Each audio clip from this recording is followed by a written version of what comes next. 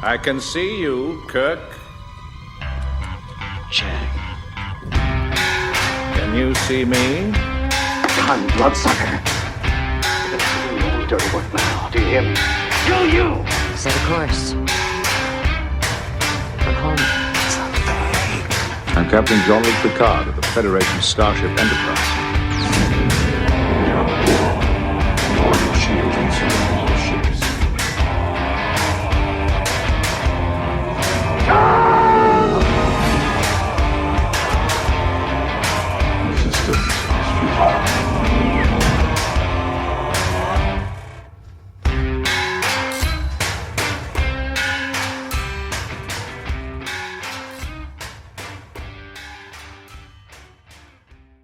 Good evening, and welcome to another episode of the Trek Brothers podcast. I'm Chris. And I'm Shaun. Hey, Shaun, how is your day going? All right. That's good. How about you? Not bad at all. Guess we can't say it's actually good evening. It's more good afternoon for us. Yeah, we're recording earlier on a different day than normal. That's right. All right, let's get to this exciting breaking news that we have out of Paramount and CBS. All hands, brace for impact. Engage. So there's really only one bit of news, and it's kind of a big bit of news that's been going on. There's been a lawsuit, but not against us, thank God. Thank God we're not being sued. So what do you know about this lawsuit, Shaun? Well, I don't know a whole lot about it. I know Star Trek Axanar was a fan-produced film that was going through one of the crowdsourced funding projects websites, and it was getting so much money, and it's now trying to get shut down by Paramount and CBS. That's right. And it took some digging. I dug a lot. I did lawyer stuff that only a lawyer would do. So the actual, if anybody is interested, it's actually case 215CV09938 RGKE, Paramount Pictures Corporation et al., and the defendant, of course, is Axanar Productions. But I found some kind of interesting stuff in reading it, and I have links to this that I think that we should post too. What are some interesting things? So there are specific lawyer kind of talk as far as copyright registration goes, and this is kind of interesting. So for CBS, particularly when it deals with the episodes, the copyrights are actually only owned on the very first episodes of each series. So, for example, to say that they own the original series, it's only cited episode 1, The Man Trap, which is kind of interesting because of the way that we talked about how it came out time-wise and everything like that. Deep Space Nine, The Emissary Part 1 only.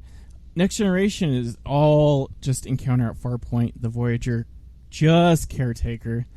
And, however, on the Enterprise, it says the Enterprise Episode 1 and 2, Broken Bow. So that's actually like the television, what they're citing as copyright. For motion pictures, they're citing everything. And if anybody was ever interested, for instance, what the copyright registration number is on one of the movies, we'll take Wrath of Khan, for example. It's PA 147-513. And this is all from the Library of Congress, actually. I don't even know that everything's actually in the Library of Congress. Did you know that? I did not know. It's good to know that. So then, now I know that too. I didn't know that either. That's kind of interesting information. So, yes, so what Shaun's mentioned is completely true. And the only thing I would add to that is Axanar was kind of stupid about how they went about advertising it to begin with, because in the brief, what it mentions is, and what it cites is as copyright infringements, is everything that they put out themselves. So they quote directly from the Kickstarter campaign, and one of the lines that they cite, this is in the brief, is, and this isn't a quote, "How did Garth of Izar come to be regarded as the greatest Starfleet captain of his time?" So later on in the brief, they're claiming, because they're citing that, they're claiming Garth of Izar as one of the as a copyright, and as a copyright greatest Starfleet captain. So that's just like one sentence in which they draw from what Axanar put on Kickstarter to as a basis of their lawsuit. But this is interesting. This is good stuff. So when you read the complaint, it starts about, it's line 40 as it starts, and it's on page 8. So this is great. These are the exact things of what it's saying. Now, we've read, I don't know how much you've read on this show. We'll talk about this after I go to this crap. I know I'm taking a lot of time up here. But it's okay. It's interesting when you read fan reaction, because fan reaction is like, well, they were doing a good thing, and so if they want to put out a crappy movie, I'm going to boycott that crappy movie. What Axanar Productions is doing was fantastic. But the interesting argument is that Axanar was not making any money off of it. But in the complaint, that's not really the issue. The issue is what Axanar has decided to use. And as I was mentioning with the line 40, I'm going to cover the copyright infringements, which is pretty great that some of these names are in a legal brief. So one of the contentions that it holds for the copyright says, quote, "The Axanar works use many of the other characters found in Star Trek copyrighted works, including Captain Robert April." And this is actually in the brief. It says, "is one of the Star Trek copyrighted works. April was a commander of the USS Enterprise when it was launched in 2245 for its initial 5-year mission." In the earlier part of the brief where I was explaining that they cite Axanar itself, Axanar Productions decided to put on their website that this is a movie that takes place before 2245. So they're like drawing like little sentences out of this. Furthermore, it says, "in the Axanar works, April is the captain," and this is quoting once again their website, "is the captain of the USS Enterprise during its shakedown. One of Starfleet's most respected officers, a close friend of Garth's and his mentor." So that's just one instance where they're citing Axanar themselves. I mean, it mentions Soval, Sarek, and this is great. It even mentions Richard Robow, which I completely forgot about, but that's the captain at the beginning of Star Trek 2009. At line 43, the brief reads, "The Axanar works also take many of the races and species from Star Trek copyrighted works, including Vulcans, Klingons, and Andorians." They don't cite humans there, which is funny because on the Andorians it says, "which are humanoid Federation members of the planet Andoria." Another problem they have, it says, "the Axanar works takes the sets of Star Trek copyrighted works, including using a Federation starship bridge that copies the bridge from the original series. They also incorporate Federation starships and planets. The Axanar works appropriate props and logos from the Star Trek copyrighted works, such as weapons, technology, and the insignia used on uniforms. The Axanar works uses various other elements from Star Trek copyrighted works, such as the Federation, which is an interstellar alliance of several planetary governments. The Axanar works uses costumes substantially similar to those Star Trek copyrighted works, including the uniforms of Starfleet, which are bright, solid colored sweaters with black pants. In the Vulcan scene from the Axanar motion picture, defendants replicate the planet of Vulcan from the Star Trek copyrighted works, including the look and feel of the planet, the characters' costumes, the pointy ears, and their distinctive hairstyle. The Axanar works take place in 2245, which is 21 years before the first episode of the original series.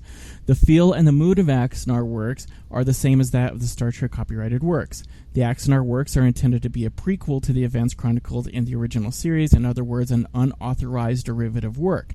The Axanar works are not a parody, nor do they constitute fair use of the Star Trek copyrighted works.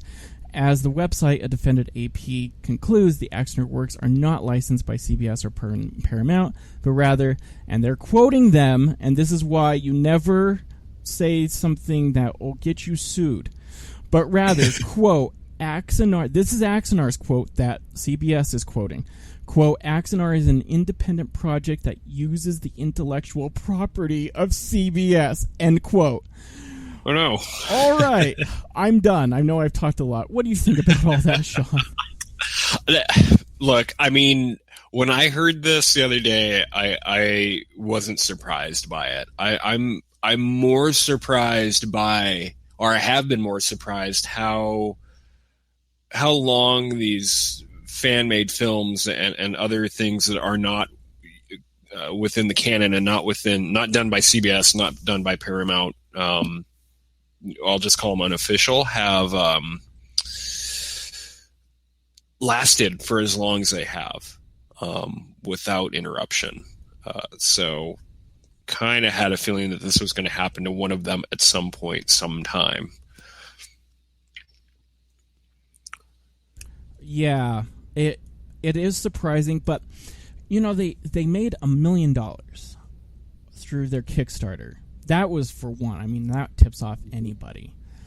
Right. But I didn't know. Tony Todd had talked. He tweeted quite a bit after this came out, and I didn't know Tony Todd actually dropped out of the production. But one of the things that he was saying that was kind of interesting that I didn't think about until after he had mentioned this was it's been a long time since Prelude to Axanar came out.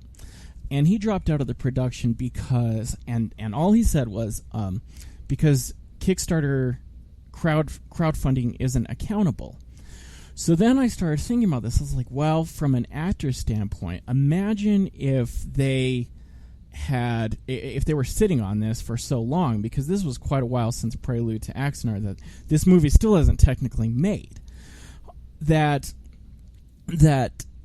as an actor, if you only have so much time committed to one role, that leaves you out of doing other roles if you're committed. What accountability comes in is when you have so many people from Kickstarter who are nameless. If you have a producer, an actual producer, they'll say, you know, imagine Kathleen Kennedy showing up to the you know, giving J.J. Abrams $150 million, showing up 3 months later and like nothing is built on the set. There's a problem there.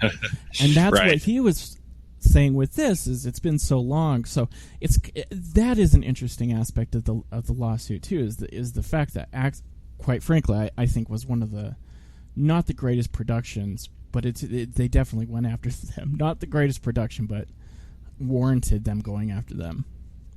Yeah, they're probably the more, if not the most, one of the most famous of the fan-produced films and such. And mostly, like you said, $1 million on Kickstarter, like, people are going to notice that. Like, anybody's going to notice that. I know it's not as big of a deal as it used to be, because a lot more people hit, $1 million on Kickstarter. It's not as rare as it once was, but like, that is something that's still going to garner attention from just the general public anytime that happens, because why wouldn't it? You know, if you're crowdfunding something and it gathers that much funding, everyone's going to turn their head to say, well, why is everybody putting so much money into this certain project over other stuff? So it really, they shine a spotlight on themselves and open themselves up for a lawsuit of this nature. Yes. Yeah, and don't advertise that you're copying Star Trek. I mean, there's Star Trek Continues, but they've had a good relationship with CBS. There's ways of going about this. And I don't think, after reading the whole brief, and the answer and what's going on. They've already, I mean, this happened pretty quick. They already have like 12 documents going into this, and the thing's not even, they're mostly just filings and actions and such. But regardless, I don't agree with a lot of the arguments that I've seen where this is like somehow CBS and Paramount teaming up to say something bad about fans. Right. I don't know. I don't think it says anything bad about them, but it's I don't know. I'm kind of at a loss of words here.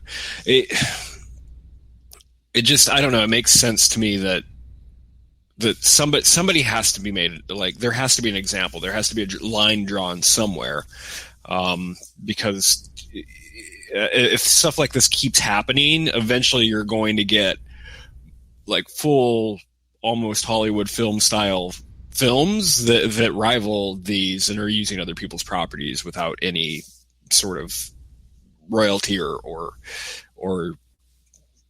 regard or anything like that. And that would, I think, in my opinion, would muddy the water or leave us with a franchise that is less well recepted or less well done as what we have already. Look, I mean, we have me and you obviously have a lot of complaints about Star Trek that's been produced in the past. And I don't care that there are fan-made films out there, but when they start to get on this level, you kind of have to start wondering, well, like you're on a more professional level, like you're going to have to do something probably more original and not, you can't use other people's properties. You just can't. That's, it shouldn't even be a thought, really, in my opinion. Yeah, and it's so clear here. Let me read you paragraph 56. I know I've read a lot. I know I've read a lot of this crap to you, but it's really important. In this, when it says plaintiffs, it means CBS and Paramount. It says plaintiffs own the United States copyrights in the Star Trek copyrighted works, and the exclusive right. And this is like huge. They cover their bases. This says the exclusive right to develop, create, and/or produce motion pictures and television shows based on the Star Trek copyrighted works, including but not limited to the characters, themes, plots, dialogue, settings, sequences, situations, and incidents therein, and also the props, character, makeup, costumes, sets, fictional language, events, and fictional history. Plaintiffs are entitled to all protections and remedies of the Star Trek copyrighted works according to the copyright owner. So when that big old list practically means you can't recreate anything from Star Trek. No, you can't, because they're on the cusp of profiting off of it too, which is not, they're profiting off somebody else's work and somebody else's, and I'm sure there's backstabbing and whatnot and everything else throughout Hollywood and just in general. But, this is out in the open that they're obviously in Paramount and CBS's minds, and I know that they're basically it's a soulless corporation. It's not like a single person. In what they're thinking is that somebody is probably about to make money off something that they should be making money off of. Direct financial benefit. Yeah, it's not okay. No, and I didn't know this. This is, this goes, it's much deeper than when they say financial benefit or benefits of any kind. I didn't think of any of these as being a benefit, but they say create, distribute, market, advertise, promote, and sell, or offer for sale of derivative works. So you can make money in a lot of different ways, including asking for Kickstarter funds, and receiving those funds is profiting. Even though you haven't produced anything and you're not selling it yet, you've profited. Yeah. So say that this goes through and everything happens and they just completely shut down Axanar. What happens to everybody? Do you know what happens to everybody that funded it? Are they just out money? They're probably out money. There's no, well, that's interesting. I don't know how Kickstarter works. Like, I don't know how it... refunds happen there. I'm not quite sure either, but they're not. They're quite. It's quite interesting how it goes beyond Allie Peters, because what it says here is collectively defendants. So I don't know if this is like, could the Kickstarter people be called defendants because they helped contribute to it? I don't know what it does. The thing is I don't think this stands as precedent. So to go along with your question, I mean, what does this mean for not only those Kickstarter people, but for future productions that want to raise money? That I think those are done, to be honest with you. I think that changes that in this. But yeah, I mean, I think they've contributed money to they'll probably never get back, probably to a project they should never have thought about donating to in the first place. I don't know. What is your take on that? I don't know. I know we're going to talk a little bit more about this, but I personally would not donate to something of this nature on Kickstarter. No. And there's it's funny. I'm not sure if you watch Portlandia. I really like Portlandia. But there's an episode in there, and this is a real thing. It's called Star Trek in the Park, and this is actually in Portland, Oregon, that you can see. And in an episode of Portlandia, Fred and Carrie they're watching a reproduction of an episode, and it is literally just, they don't have any sets, of course, because it's in a park, and it's just the actors that are doing exact episodes because they take the script. So what you're doing is you're essentially watching the show. Now, if that isn't based on this brief and what I've read in here in the complaint, if that isn't recreating it, I think that Paramount is trying to create precedents. So then it can go after people that are doing Trek in the Park, Star Trek Continues, or anything else. This is maybe just the tip of the iceberg. Yeah, it could be. Although, I don't know. There's still like the fair use laws and parody laws and such that, people can use. So when you have stuff like the Red Shirt Diaries, for instance, like I'm sure they're far more safe because they're a parody. So they can probably fall under that umbrella of the law. Mm-hmm. And then you also, like I said, you also get the fair use laws too. But that's not that doesn't cover just completely recreating a new, basically a new movie within the established property. Mm-hmm. So, and we, like I've mentioned, you're right. Don't do anything stupid. Number one, parodies, and it's clear from the complaint. Parodies are pretty excluded if you make it clear that it is. This is another thing that they did that was really. It makes you wonder, like, you start to lose sympathy for the Axanar people. This is in it. They thought that the defendants. It mentions that they created a script. That's part of the issue. But this is an interesting line. It says, quote, although defendants have announced that filming will begin in January 2016, they have already released the first scene from the Axanar motion picture, which they call the Vulcan scene. So they're using this tiny little scene, even though that they haven't technically released the picture, to ascertain that this whole movie is not a parody, and they're using their own released material to say, look, we have a case against these people. Axanar, unfortunately, maybe they should have vetted it a little better, and that's their only problem. I mean, I think it's quite within a realm of possibility and being reasonable to produce something and then just have your lawyer call their lawyer and say, hey, watch this video, is this an infringement of your copyright? And that would prevent the case altogether. Yeah. But I don't know. We'll see what happens. We talked a lot about this. Yeah, I want to talk about fan pictures a little later on. Okay, let's get to our.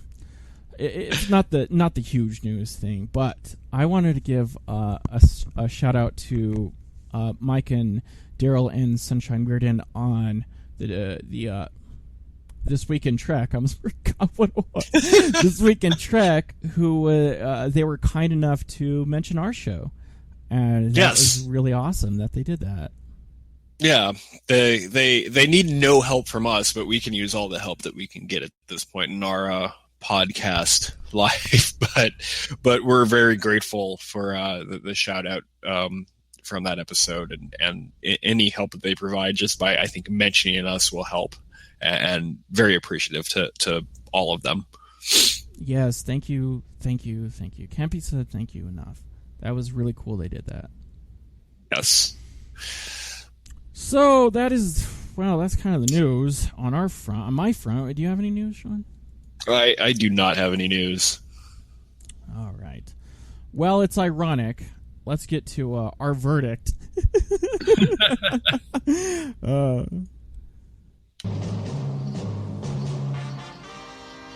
Consider your verdict. What is your verdict, Shaun? All right. You know who I really like? Who's that? And it's Peter Weller. I just like Peter Weller in general, and we're lucky enough that Peter Weller has been in Star Trek twice. Actually, he's a repeat guest star. So obviously, he was Admiral Marcus, Carol Marcus's father, in Into Darkness, and then he was also John Frederick Paxton in 2 episodes of Enterprise, right there at the end. So I'm going to play this clip of John Frederick Paxton talking because he's the main antagonist of that 2-parter, and it's a decent Enterprise 2-parter. It happens towards the end of the show. Anything good from Enterprise usually comes from season 4. So this is 2 clips that are kind of spliced together, and the audio will go kind of weird because at points it has him speaking through a view screen. So it's not our fault. It's just the way it is on the like the original, like throughout the episode. But here, we'll listen. My name is John Frederick Paxton. I have just taken over the Verteron array on Mars. I can now fire on any ship or facility in the system.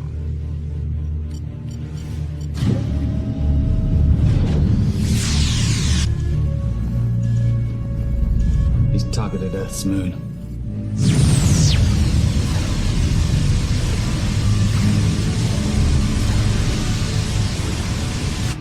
I have no intention of using this weapon again, provided that every single non-human in our system leaves immediately. A new era is at hand. An era that will expose the concept of interspecies unity as an absolute and vicious lie. An era that will witness the advent of a human-centered consciousness that will place our world before all others. As of this moment, mankind casts off the shackles of alien interference and now determines its own fate. Terra Prime. Forever.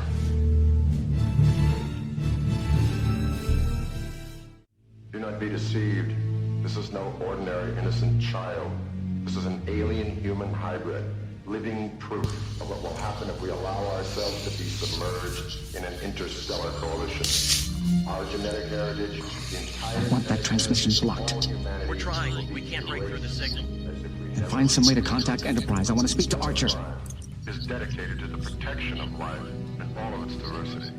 So for the next 24 hours, we guarantee safe passage to all aliens leaving our solar system.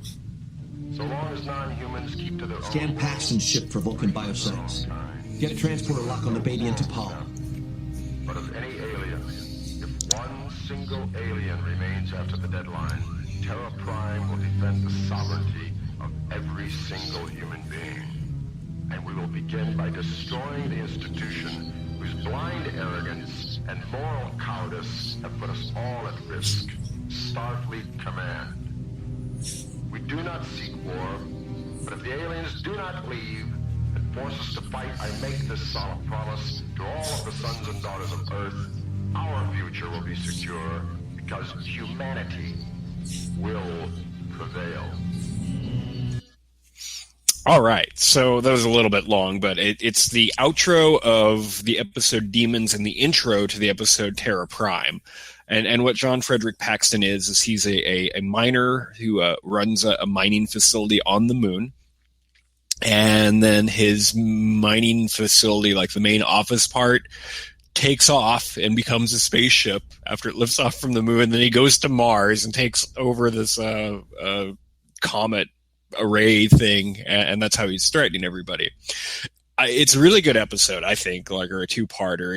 It deals with it's probably a little bit thick on the commentary, but it is very much about I would say immigration in America, or that's at least what it's trying to poke at, because he is very much a xenophobe, and I think it's trying to bring some of that into light. Since obviously from that clip he's wanting to get rid of all of the aliens that are on Earth, Vulcans and everything alike.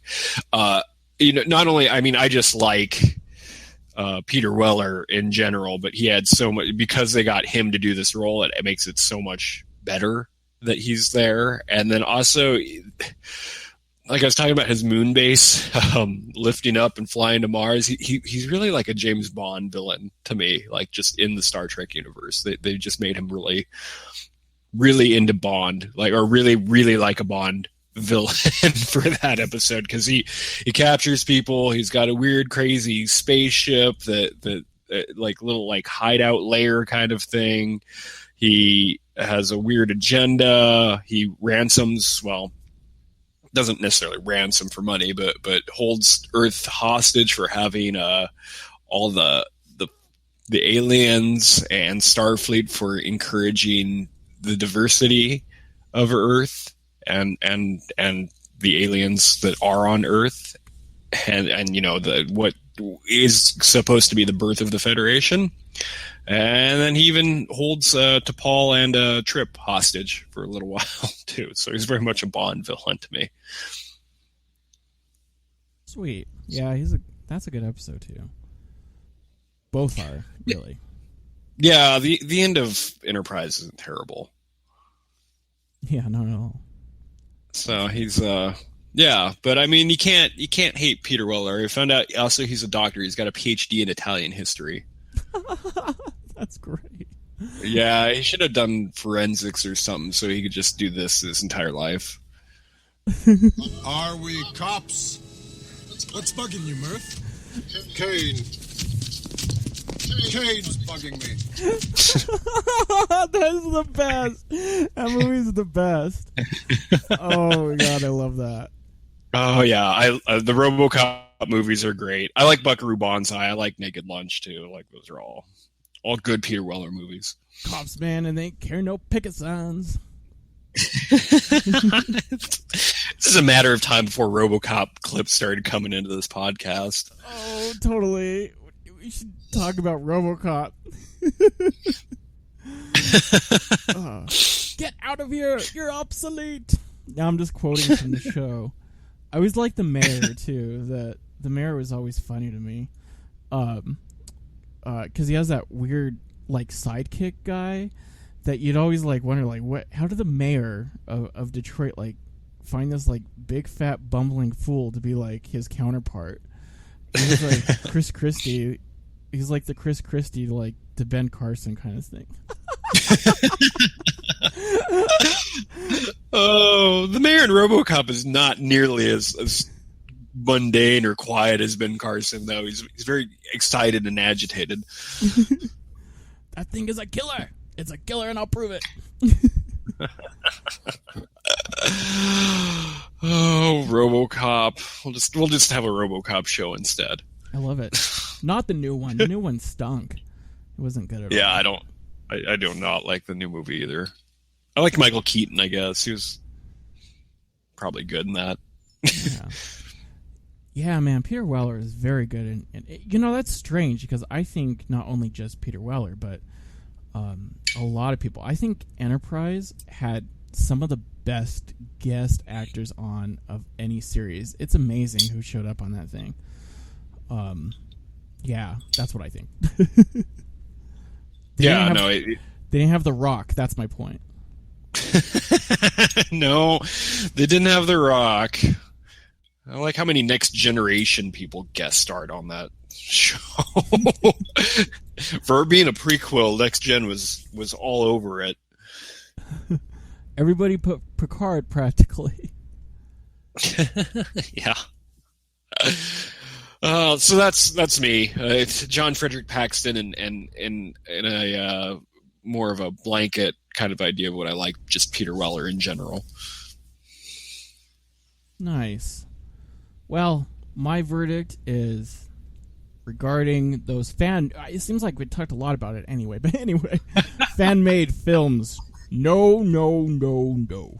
Like Shaun said, I like the whole idea of something being official, even if it's complete crud. That's not to say that I fully embrace something like Star Trek 2009 or Into Darkness, but production quality to me, I think, matters a lot. And also the sense of originality when it comes to what an actor brings to a role. To me, there's only one Captain Kirk, and as much as I think Chris Pine is a good actor and such, even that to me is not really Captain Kirk, and it's not out of like anything that's written in the script or how he particularly acts or doesn't act or anything like that. It's just that when you have a specific person originate a role, I want to see that person continue in that role, and I don't really like when other people are in it. So definitely production quality is my top priority of why I don't really like them. And also, I don't think anybody could really write good stuff that isn't acquainted with like how to write stuff. Like, as much as I like to complain about Brandon Braga, he has done some really great stuff and knows how to write.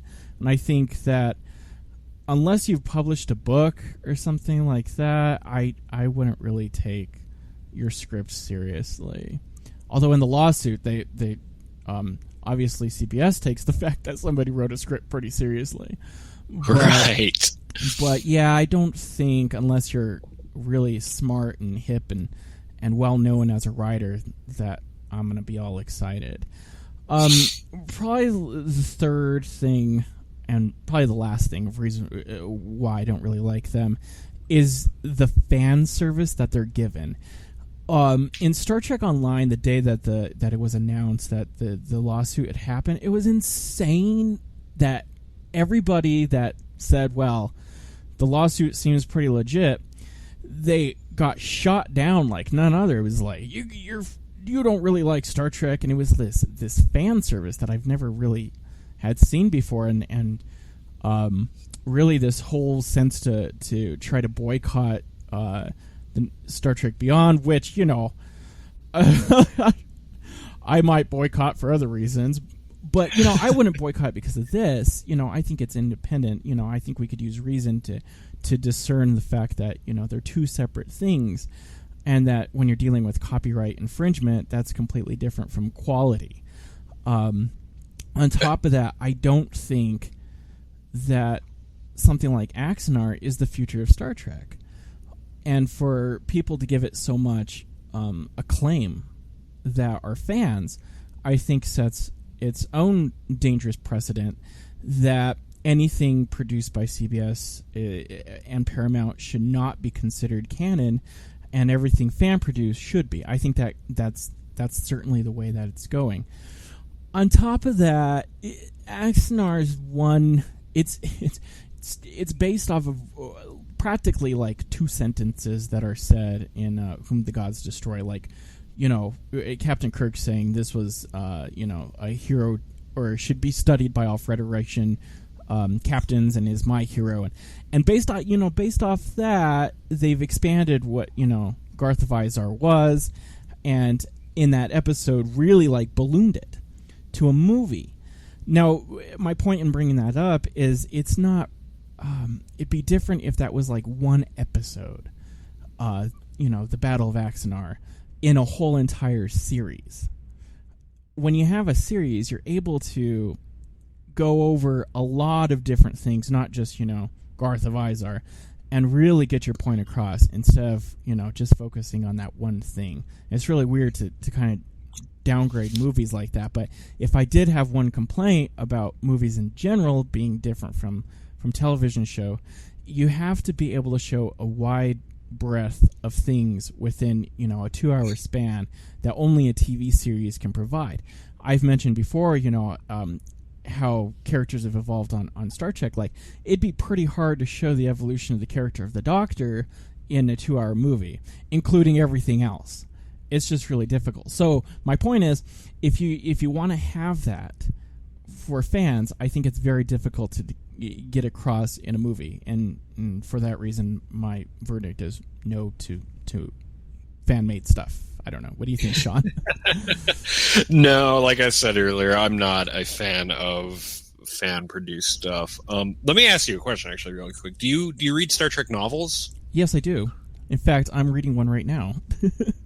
Okay. I'm reading Howard Weinstein's Deep Domain, which is a pretty good book. It's an original series book. Those are, and I haven't read a Star Trek novel in years and years, but I used to, and I have nothing against reading one. I just haven't thought of, I haven't seen one that really caught my eye or anything like that recently. But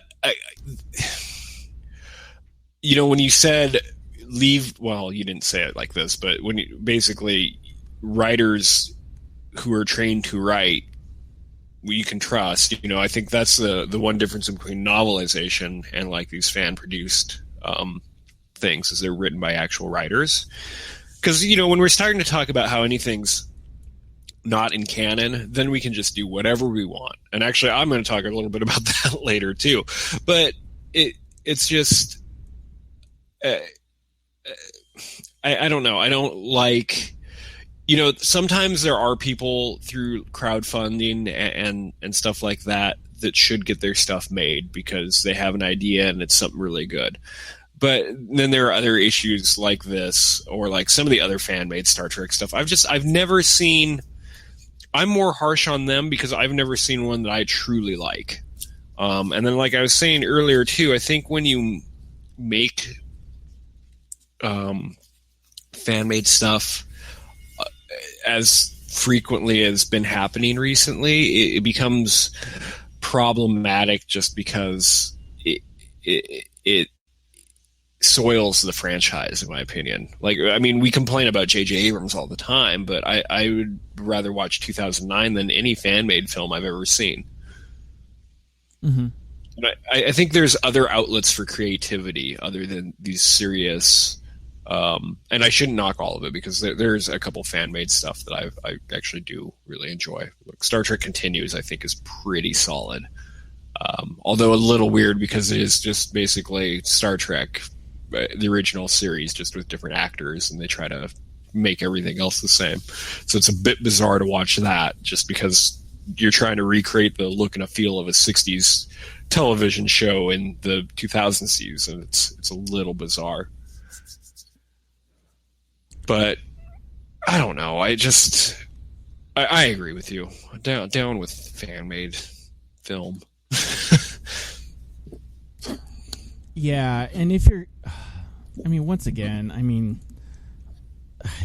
it comes back to the level of professionalism, because I was just about to say, leave it to the professionals. You're just not going to be able to bring that professionalism. The graphics in Axanar by themselves were pretty ridiculous. And that's no fault, some of that has to do with budget, but take the relationships that Paramount has already with other studios.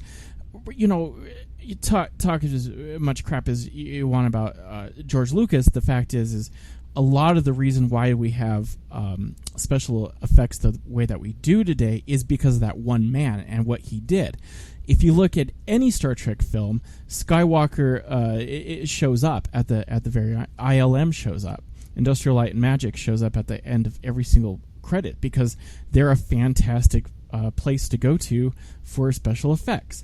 Unfortunately, you don't have the money, even with $1 million, to hire ILM to do, your fan-made production of effects. So what you're left with is what shows up in Axanar, where it's like it kind of looks like 1990s kind of CGI. Yeah, it looks worse than Xena or Hercules. When I was young, I used to do that. Just sounded like the beginning of a mariachi song. When I was young, I was really able to. I had an even higher pitch. I know I sound really high pitched on this thing, but I had a really high pitched voice, and I was able to do it very, very well. But not anymore. That might have been close. And I really like the idea of crowdfunding, and I think there's been. I'm sure there's more projects than I can even imagine that have been crowdfunded that are really cool. And there's a couple that I'm aware of that I really appreciate. And I like the only time that I've ever donated was to Kickstarter, and the artist did not hit her goal, so the project never got made. Oh, that's a bummer. But I was only out $5 though, so it wasn't like a huge disappointment or anything like that. So then you didn't get a refund at all. I don't remember if I did or not, because if it were a larger amount, I certainly would have kept track. But because it was so little, like $5, I can't remember if it got refunded or not, because this was a couple of years ago. Yeah, you're not gonna. In all seriousness, you're not gonna sue a person over $5. Nor do I think you can. There has to be a minimum. But right. The thing is like, imagine if you did $500,000, and if it's under, you don't have a contract if you're on Kickstarter, a legal binding contract signed, in court of law that's recognized by a court of law, so that if the thing doesn't get made, you're out of that, even if you spend, $5 is the same as $500,000 in that regard on Kickstarter. Yeah. I can't remember, but that's weird. I don't know. But like I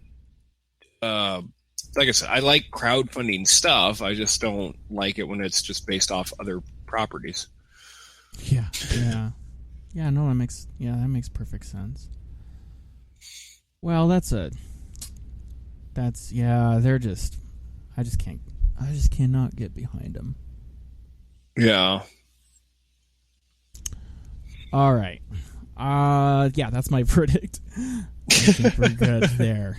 Shall we move on to this? Oh my God! See, we're doing this early, and now thinking about it, I was like, well, maybe I should have done it a little later because Chris needed a little be topped off to talk about this. I don't think it's that bad of an episode. I don't know though. Every time I think something's okay, you start talking about it, and I come out of it pretty rough. Well, let's get to our wonderful episode discussion. Warp drive isn't going to do as much good with this knife stuck in our belly. His brain is gone. What? You're a romantic.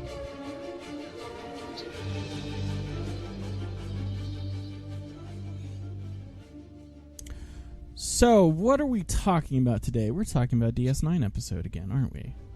We are. It's so fun. Yeah, it's something. It is called A Man Alone, which is kind of an interesting title because it seems like the episode's kind of about friendship and marriage and a lot of stuff like that, where everybody's not really alone, and maybe that's the point of it.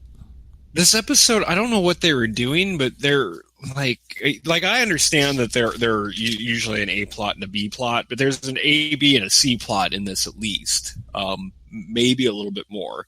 So the main story doesn't even stand on its own very well. Yeah, and so we have the Nog story with Jake. We have the Keiko story, I want to be a teacher. And we have it's kind of a plot, kind of not, where the holodeck suite's been broken down, with Quark. That's kind of a plot. The main A plot, of course, is the dealing with Odo and the weird clone dude. I didn't really give away the ending there, but it's a clone. And then you have the whole Cisco Bashir Dax relationship. That's another plot that's happening throughout this episode. Oh, there is just so much in this. Yeah, there's that, because it's the Dax. It's really like the Dax versus Cisco versus Bashir kind of thing. Kind of, yeah. And that's not, and like that's like. So, I mean, it's in there enough that you notice it, but it's in there in such a non-developed way that I wish it weren't. Yeah, that's a good point. Yeah, it's definitely noticeable. It's in your face. Okay, so yeah, where do we start? Where do we start with this redunculous stuff? Well, let's start at the beginning and talk about the teaser, the opener, which has nothing to do with anything in this episode, where we go to the Holo Suite, where Dax is playing with a bubble, which apparently is an ancient brain teaser. It's a puzzle. Basically, she's doing her morning crossword puzzle. Bashir goes in there, interrupts her, just walks into the Holo Suite, and then just interrupts what she's doing to try to get her on a date, and then takes over control of the bubble thing and just pops it. And then here comes Cisco, and he takes Dax away. Yeah, and then he gets all sassy. He's like, "Computer, restart the bubble."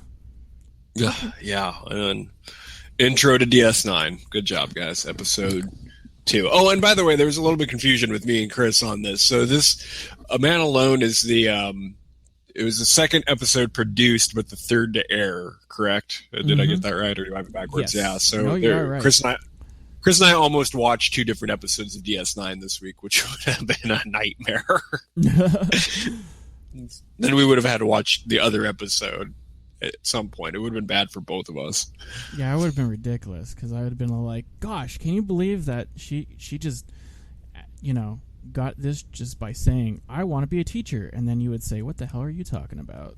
All right, so I want to play this clip. I'm going to start off, because this is off and running to the races here.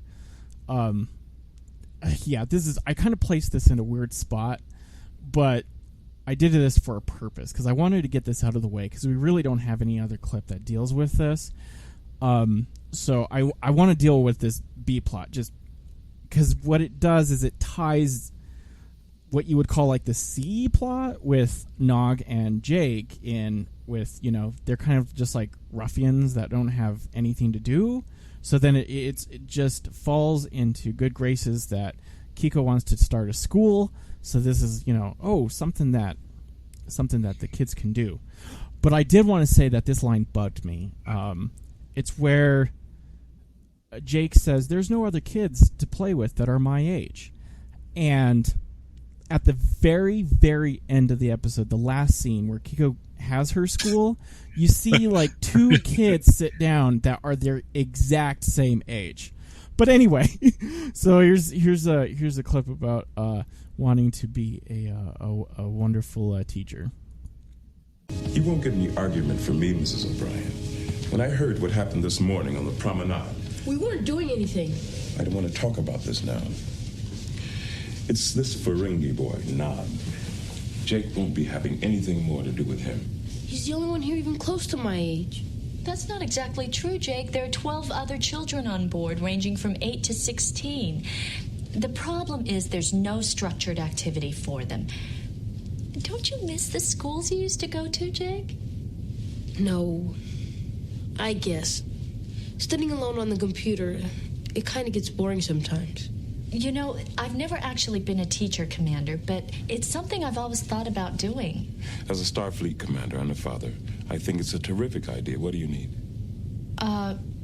Some space? We'll find it. Computers? You'll have them.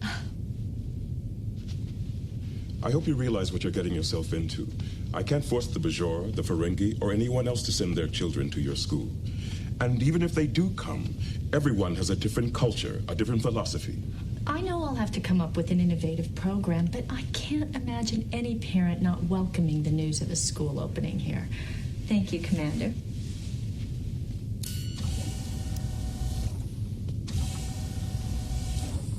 If I hear of you hanging around with him... I thought you didn't want to talk about this now.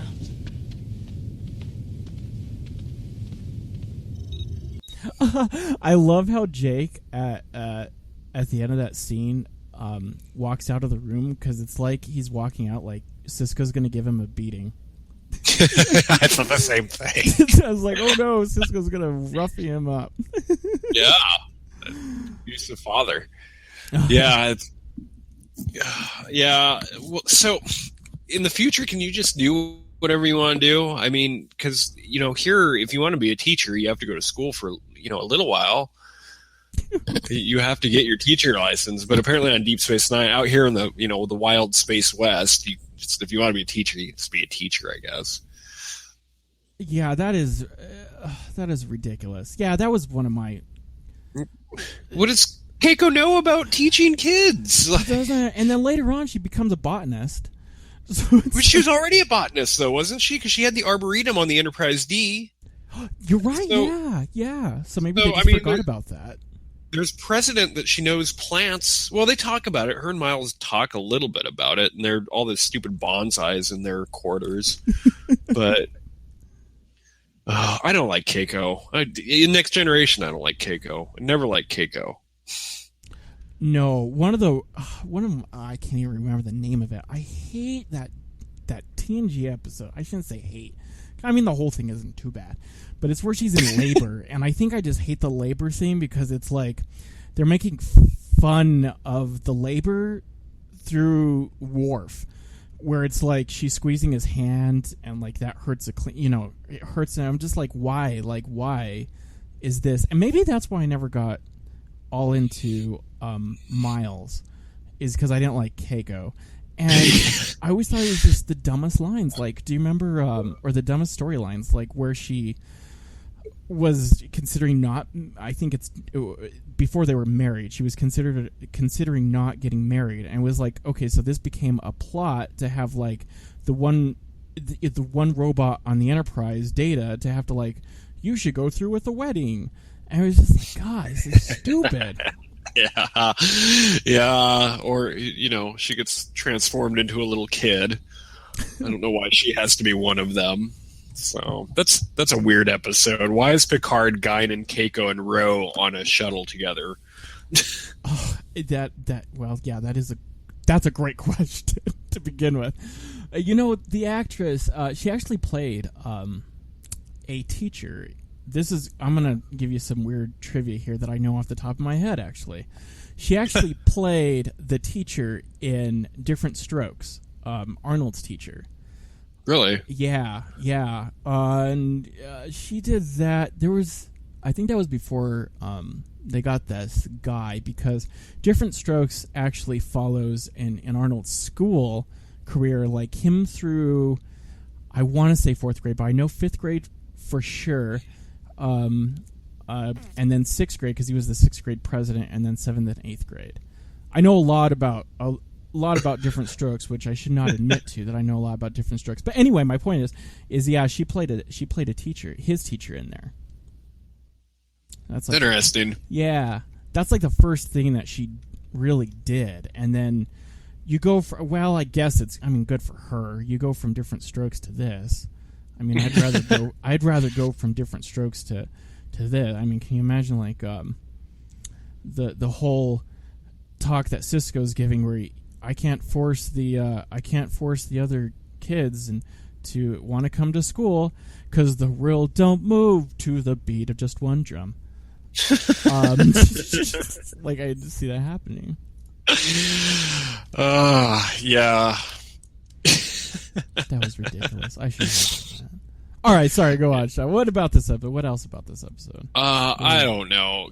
Here, I'm going to play something I like. This happens at the very beginning, and it's Odo talking about relationships with Quark. So, first of all, it establishes an Odo-Quark relationship more so than you get from the pilot, which is there a little bit, but here, this helps. Business is good, Quark. You're almost making an honest living. A lot of new faces. The wormhole does bring them our way, doesn't it? Everyone wants a piece of the new frontier. And I'm sure you've already tried to sell it to a few of them. We made the decision. That's not true. That's not true. You decided and asked me to agree.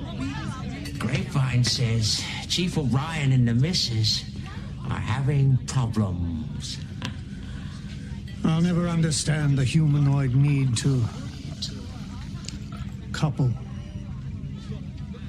You've never coupled? Choose not to. Too many compromises. You want to watch the Caronet tournament? She wants to listen to music, so you compromise.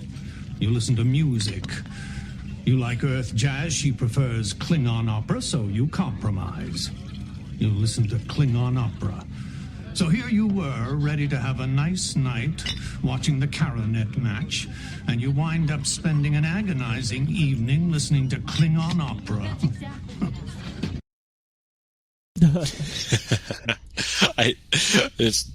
Oda's a bit sexist, I think.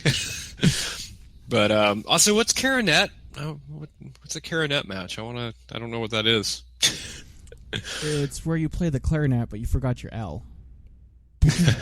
I don't know. That made no sense. So anyway, you get the point. Well, obviously, this introduces that Keiko has a problem, but I also get the feeling that Quark and Odo know each other a little bit beyond, like I said earlier, what the pilot does. Because the pilot kind of establishes them, but not in this regard. And I think this sets out on that foot where they're kind of buddies, but kind of, they're frenemies is what they are, I guess, would be the best way to describe them. And then, sorry. There's one thing that I want to mention that is a real bug to me in this episode, and it's the in this scene it's not so bad because I know what they were going for. It's you want to be able to know that they're having those problems without having to go through the exposition of having a scene of like she's frustrated and he's frustrated. Like she's frustrated because she doesn't have anything to do, blah, blah, blah. But my point is in this episode, it's really bad any time that somebody in the background is talking because it's like this through every single scene that involves somebody in the background. It's particularly bad in the mob scene because you can really hear people kind of say like, boo, down with that guy. He did it. I know he did. And it's like, that the producer, like, they just went they gathered all the extras and said, you are going to be upset in this scene. So then they're like, boo, boo. But you can actually hear them say, boo, boo. Like the dumbest possible thing a mob would say. But it's try to pay attention in all the background and you'll be like, why did they do that? But anyway, that's my mob scene is pretty rough.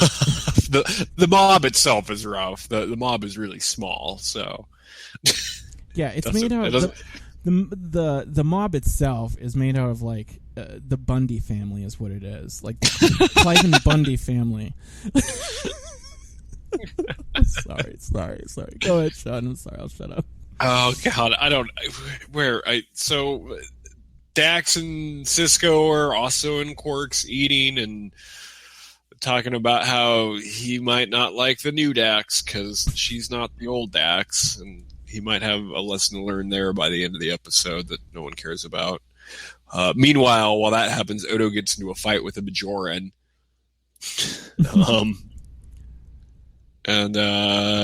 So Cisco goes and stops the fight. And where do we go from there?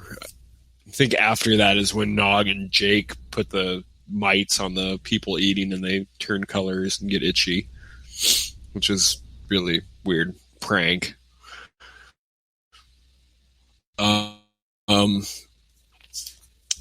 So anyway, where do we go from this point? Like, I'm lost in the episode already with its blandness. A guy gets killed. The guy that Odo throws out of the bar and gets in a little brawl with dies. And we see it happen, but we don't see who does it. We just see him get a knife to the back. And we find out that whomever killed him knows Bajoran anatomy, because it was basically the dagger was placed, the blade was placed right where it needed to be to kill a Bajoran. And then his name is Zara, who eventually ends up leading the mob, but he's some kind of Bajoran official, and he tries to accuse Odo, and he talks to Cisco about how the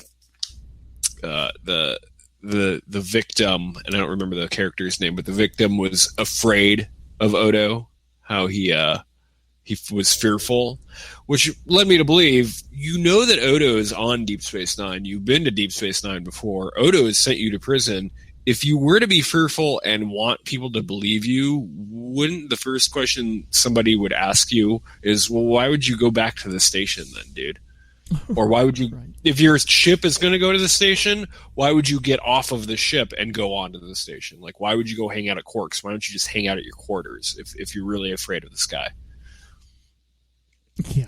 Yeah, that's a really great question. Yeah, when they were telling Cisco that, it's just like, well, Cisco should be smarter than that. And your murder mystery is off to a bad start, because it's obvious that Odo is getting set up just because of your stupid little plot holes that you guys... they could have taken less time from Bashir trying to hang out with Dax and put more into the, this Nancy Drew case. Scooby-Doo case, I like to call him that. Yeah. Anyway,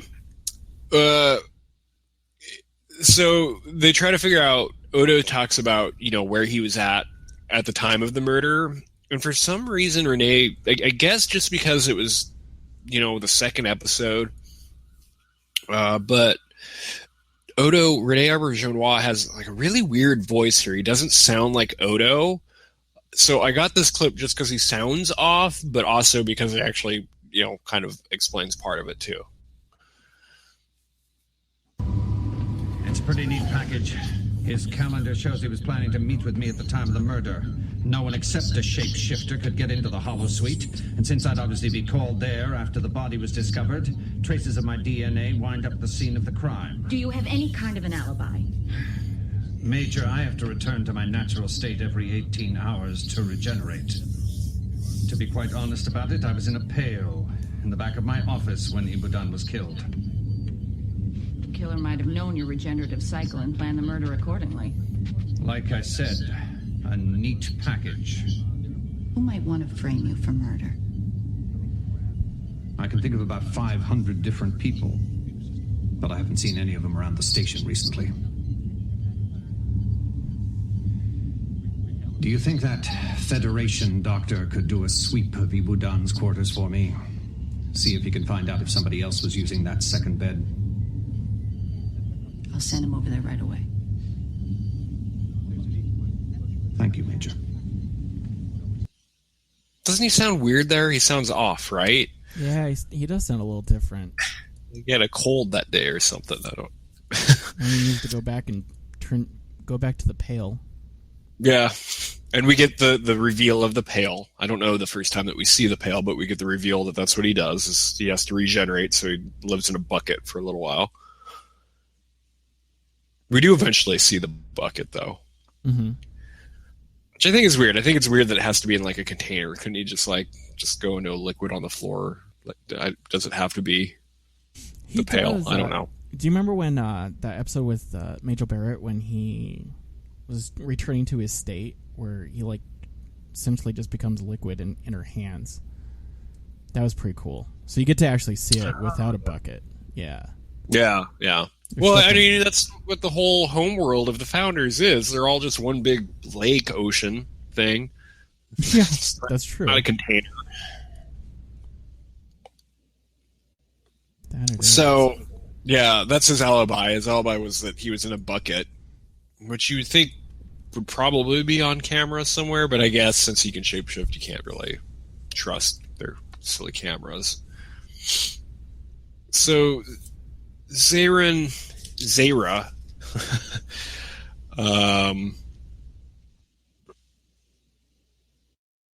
tries to get... Sorry, I'm getting lost here again. Oh, well, so I guess in the between time, one of the things that happens is Keiko tries to get Nog to go to school, so she goes to Rom and talks to Rom, and I don't have a clip of that, but Rom doesn't sound correct either, but I really think that he wasn't into his character yet. Mm-hmm. And I also think it's weird, and we should mention this real quick, because at this point we already have Quark and we have Rom, and which is Armin Shimmerman, and is Rom's name? Do you know how to say Rom's last name? It's Max Grodennick or something like that, correct? Something like that. Yeah, I don't know how you pronounce it. Yeah. It's interesting that they were both Ferengi on like the early episodes of TNG, and then they get placed as these permanent Ferengi that are completely different on Deep Space Nine. I just think it's funny how Deep Space Nine just takes these aliens like the Ferengi and like the Cardassians that were introduced in Next Generation and makes them huge mainstays and really fleshes out those species much more than Next Gen ever would. Yeah. Really strange to me. Yeah, you wouldn't really get... I like the episode Lower Decks. Because that's kind of like that's one example of where they just take the relationship between the Cardassians, for example, and the Bajorans and just like exemplify it, like make it huge so that you have that as an entire plot through the entire series of DS9. I don't think any other show really did that. Yeah. I mean, you get a little bit of it in some of the Rolaren episodes, but not a whole lot. Mm-mm.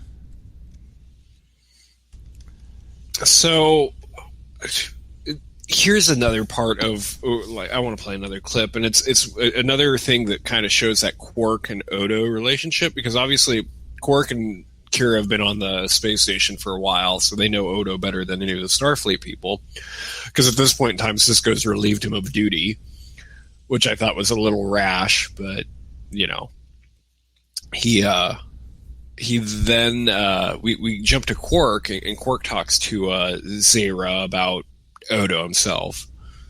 Mm-hmm. What do we really know about him anyway? He's not one of us. He isn't one of anything. You know what really bothers me? This shifter was the last chief of security when the Cardassians were here. No, he's the one who caught Dividon for them. Why is he still security chief? You're right. We gotta talk to Major Kira. Nobody knows him like I know him. Let me tell you something. He's an ill-tempered, overbearing cross-patch. But he was no Cardassian collaborator, and he's no killer. I can't believe you're defending him, Quark. You're his worst enemy. Guess that's the closest thing he has in this world to a friend.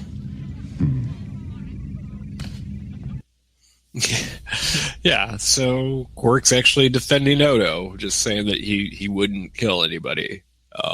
Again, there's just filler that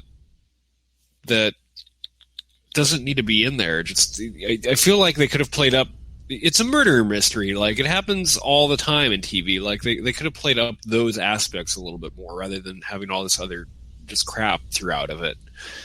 It just makes for...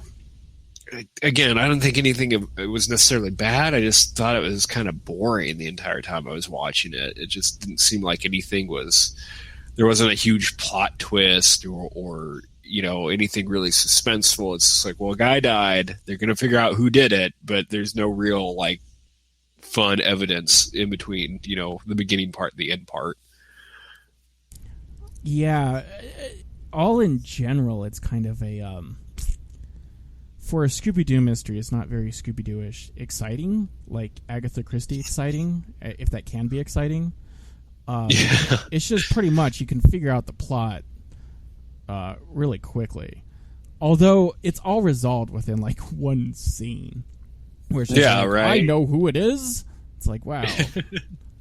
And then Odo puts or not Odo, but Bashir, Dr. Bashir, when he goes to the ship, when he's doing when he's in the other guy's quarters, like he finds something right away. So you see that he finds something, and that's the most that we get of mystery is what did he find? And we already figure out it's a clone. So there's just that tail part of the episode where Dr. Bashir is just growing something in his lab that ends up being a person. That was actually pretty cool. I like that the little tub that he was in. That was pretty sweet. That was pretty cool. Yeah, but we should get to this. Yeah, I see how... Oh, my gosh.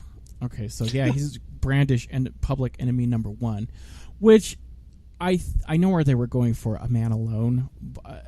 It's kind of... Because not only is Odo kind of alone asserting his innocence, but, obviously a man alone is a reference also to... the perpetrator who killed himself but killed his clone, which actually we should talk about also. Is that a crime? But anyway, but the mob is just redonkulous. But you should play this clip, and like I was saying, listen in the background because you can hear the most ridiculous stuff. Yeah, and without the visual it should be prominent.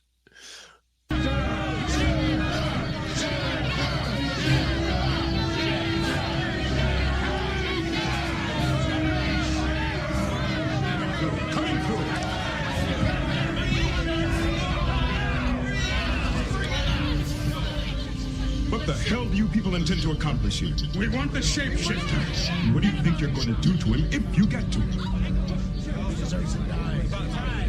He's right. How do you get a rope around the neck of a shapeshifter? Listen to me. You will disperse immediately. Return to your quarters. Return to your ships.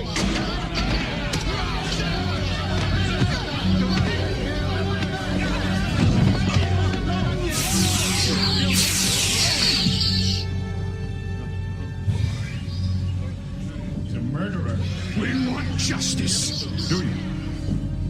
Justice? Really? Is it justice you're after, or just some way to express your anger, your fear? Look at yourselves. In an hour, you'll regret what you tried to do here. Do not condemn this man because he is different than you are. We condemn him because of the evidence. Then take that evidence to a court of law. There will be no justice served here today. Commander Sisko, I believe we have some new evidence to consider. The man who was murdered was not Ibudan. What? Come with me.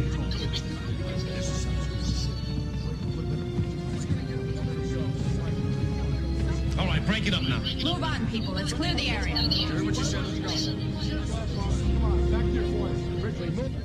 A clone.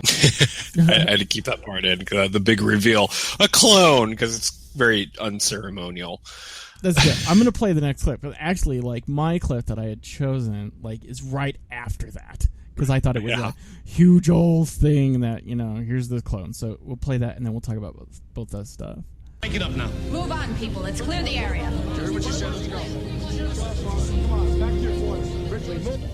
A clone. That's what Ibudan was working on. Creating a clone of himself.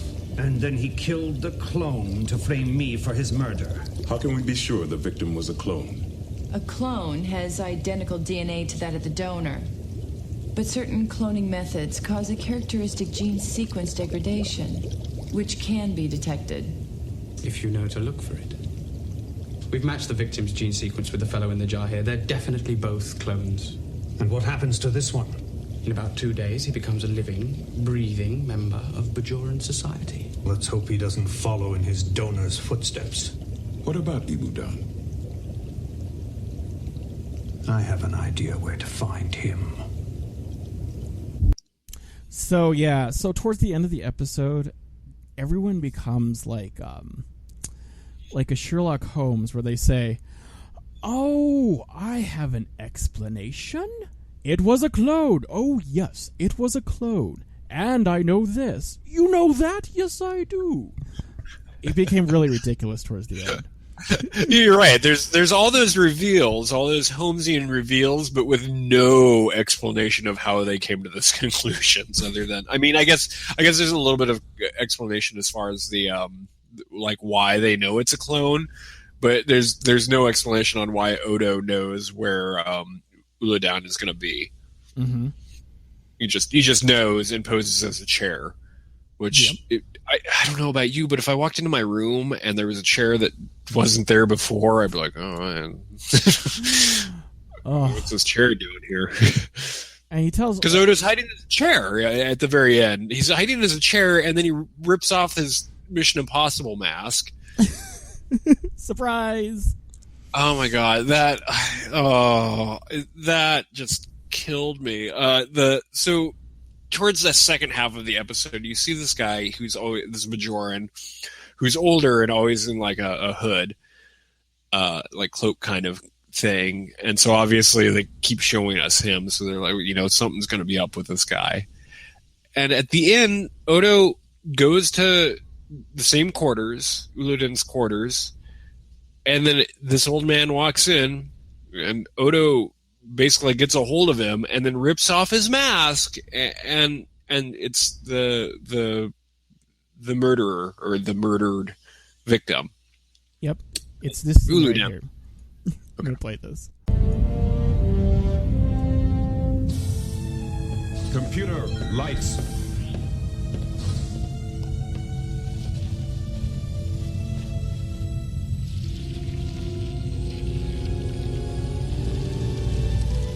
Who are you? How did you get in here? Oh, I think you know. I warn you, I'll call ship security. Do that. I have some interesting questions to ask them. For example, I'm especially curious to know how the name La Monnaie S came to appear on this ship's passenger list yesterday. That is my name. And I arranged transport on this vessel. Why should that be so strange? You did not arrive on this ship. No. Well, just what ship did you arrive on, Mr. La Monnaie S? I can't find any record of your arrival on any vessel that has docked here in the last 3 weeks.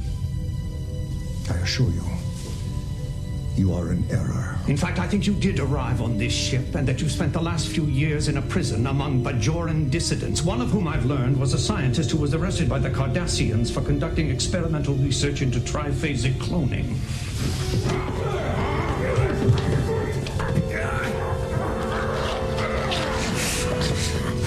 Killing your own clone is still murder.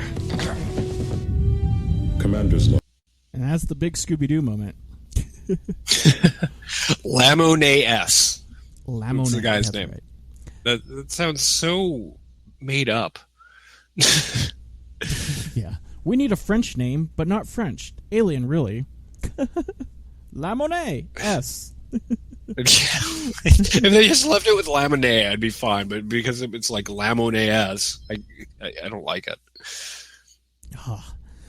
Yeah. So going back to the silly little mob that's just tiny. It is funny hearing them. It's like, yeah, he's a murderer. He's him. You just hear those people in the background, the extras, which is hilarious. But it just so before that. Well, here's a question that I have before that: is Odo goes to Quark's and sits down, and everybody walks away from him, including Morn. And then when they start the riot, Morn joins in the riot as well. And it's like, why is Morn there doing any of this? You shouldn't be, especially what they're saying. Just stand there and laugh, nod, not saying. Yeah, he needs to be at the bar. He's Morn. Yeah, see, and I think that's more evidence that they just needed everybody that was on set that day to form the mob for this scene. And so it's like, oh, here's the guy that plays Morn in his Morn makeup. Let's get him a part of this too. Yeah, that is. I don't like that. A little bit earlier, and he mentions like looking at the ship's manifest or when he came aboard. It's and I hope the computer screen looked the exact same of when he was looking at the True Guy's Ibodam's computer screen, because it just really looked like a bad 1980s Linux screen. Yeah, it's like an enlarged Game Boy, like that, like weird green gray. Yeah, it's terrible. Yeah, it was the worst screen in there. Probably the worst. I don't know why they didn't use an LCARS for that, but they didn't. DS9. It's weird. Yeah, I know. Yeah, it's not not funny, or not good, rather. Apparently, that space freighter or whatever it was supposed to have a trip from Alderaan. It was apparently on there. I didn't see that on the manifest, but when I was reading on Memory Alpha, it said that it was listed there. I didn't go back to check because I didn't want to, but the Lando system? fun little fact there. Oh. If it's true, but like I said, I couldn't even go back and watch this episode. I don't like DS9. It wasn't bad. It was boring, but I'll tell you where I started. Well, it's a good thing that happened at the end. It did what I don't like DS9 does, and at the end, it's like, or any show for that, but this show to me is particularly bad about it. Is it has a captain's log at the end with Sisko just like, well, he is, thrown in jail, given to the Bajoran authorities because killing a clone is not good, and then Odo doesn't get an apology, but life goes on. And it's like, okay, so you summed up everything within like 20 seconds. For one, it would have been better to have like an Odo log. That kind of would have been interesting. For two, whenever DS9 tries to bring in morality, to me it's always just laughable. And this is an instance where it's laughable, is killing a clone, your clone, even if it's your clone, is against the law. And it's like, it's a clone. Like, you pretty much in the episode of TNG where they have the other clone. Is it TNG? I think it might be TOS. But there's actually a line where it's like somebody makes the funny remark like, send in the clones. I think it is TNG, actually, thinking about it. But it's like, they expect us to have like all these clone rights and stuff that we're supposed to magically know, and it's the other people, like it's Bajoran law. So you're getting into like a complex thing where it's like, all right, so Bajorans have this thing against clones. Why doesn't the Federation have a thing against clones? Odo's not even part of the Federation, so why do they even care that he killed a clone? That's my point. Like, what the hell is this all clone crap? Killing of... DS9, I swear it has to do with... Well, there could be... That. See, yeah, and I don't like that it is literally swept under the rug. I guess it's not literally, but it is swept under the rug. This whole clone thing, it's like killing your own clone, still murder. It's like, well, you could do a whole Star Trek episode on that. Like, that's a Star Trek episode right there. Somebody killed their own clone. Do an episode on that, guys. Don't just have it at the tail end of your little thing of like, it's still murder. Like, don't do that. Do you see that there was a plot right there, like, that's rich in morality and craziness and fit for sci-fi that you could have just right there. You guys just had it and then just glazed over it. I don't get it, because I don't think Star Trek ever really deals with that. Well, maybe there's that original series episode where they clone Kirk and the others are cloned, but that's a little different too. Maybe that's why it's not like, yeah, it's one of the first episodes ever. I can't think of the name of it, but it's the one that's got Lurch in it and the round table that Kirk thinks hateful things when they're making his clone. And so his clone comes out as a racist clone. But that aside, that's an episode. You can do an episode on killing your own clone, making a clone and killing it. Basically that's all of the Prestige. That's the entire movie of the Prestige, which is like 2.5 hours. Yeah, Wolverine's really good in that movie. Yeah. It's spoilers, but Hugh Jackman's a clone. Wolverine, Batman, Alfred are all in that movie. Alfred. Yeah, Michael Caine's in there. Oh, yeah, Michael Caine is in that movie. Well, it's a Chris Nolan movie, so of course. Oh, yeah. We're definitely in the age. Tim Burton's no longer the pariah. I remember it was like, really? Tim Burton has Johnny Depp again? And that's just like, now that's just the standard of how people make movies. Yeah, I feel like they reuse actors because Michael Caine's in a lot of Christopher Nolan movies. Yeah. I don't know if he was in Interstellar. I haven't seen Interstellar, so. He was in Interstellar, actually. Of course he was. I don't have 3 hours to watch Interstellar, so I haven't seen it yet. That's 2001 Space Odyssey gone wrong. But anyway, that's a whole other thing.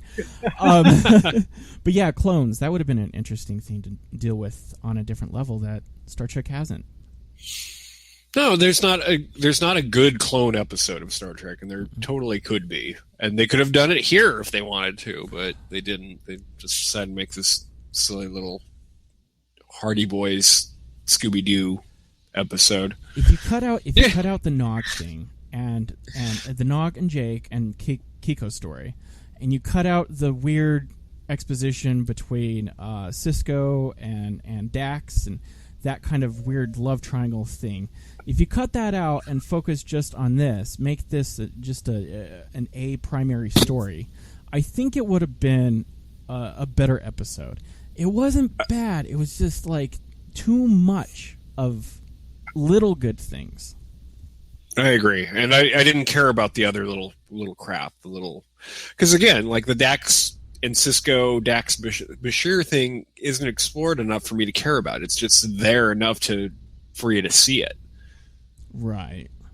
And then Keiko in the school, like I really don't care about that. I know they're trying to establish, Keiko's going to have a school, blah blah blah. Like, and I even remember later on down the line, the school closes, I think. Well, she had to, because then she becomes a plant. I almost said plant lady again. She's a botanist. Yeah. So it's a slow episode, I think. Mm-hmm. That they try to speed up by having all these different plots in it. There's some interesting parallels between this, though, and the episode that we talked about last week, where a lot of this stuff, in the same regard, would have been great in the first episode, but saved for the second episode. And the whole Dax thing, I thought, should have been something, the way that was handled in this episode, part of the first episode. This isn't even the second episode, this is the third episode. But that's the way that it should have been handled. And I thought about that last week's episode, too, that a lot of that stuff that came out should have been in the first episode. But I thought that was an interesting parallel. Yeah, character reveals and stuff. Like, I mean, I guess that probably we're going to find that throughout all of the shows during this first season or the first few episodes, where they just kind of keep hammering out weird little character plot points that you'll only see in the first few episodes and then we'll never go back to because it's already established. That's true, but here's what I have to say about stuff that how you could handle it with being exciting is if you do like reveals in the very beginning episode, in the very first episode, then stuff like, where were you at the time of this crime, Odo? And they don't have a line there, but they leave it like at a commercial, and so you're thinking in your head, if you're watching it the first time, like, where can he be? And then you think, but he has to turn into a liquid form every so often. And then you come back from commercial and you say, I was doing this. And then it's like, that's how you create tension. With, the character just being like, well, this is where I was, and it's like, oh, so that's what you have to do. And you don't create any movement off of that reveal. It's just a reveal. It's not something to move, not even just the character along. It's just to move the plot along, that you're having this big reveal that should have been done earlier. I know that we're coming at this episode years and years later, and we've both watched, DS9 when it was actually running, and have seen most of these episodes more than once. But there's no... You're right. The tension, the suspense isn't there in this episode. And if you're going to do this kind of, whodunit kind of episode, you want that suspense. You want that tension. You want that question of, well, maybe he did do it. Or, like for me, coming back to this episode years and years later, watching it, at no point in time was I like, well, Odo did it. Or there's not, there's a chance that Odo did it. Or how did they get out of this one? I never cared. It was just never, it was obvious that he was being framed, and you didn't quite know who did it, but you had the idea that it was always going to be that hooded man, because they showed the hooded guy, his disguise early on.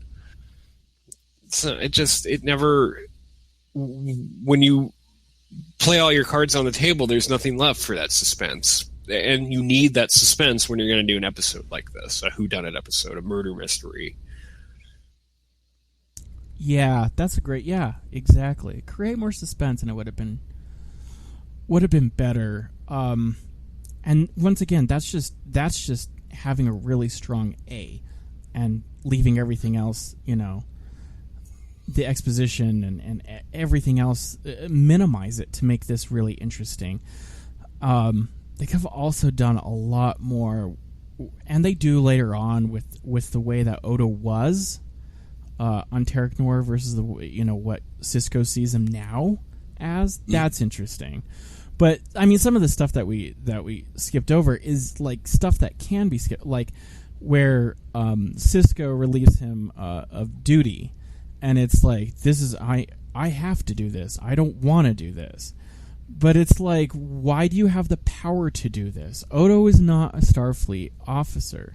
So that would have been a great point to explain what happens when Starfleet takes over a station that involves personnel that aren't strictly Starfleet officers.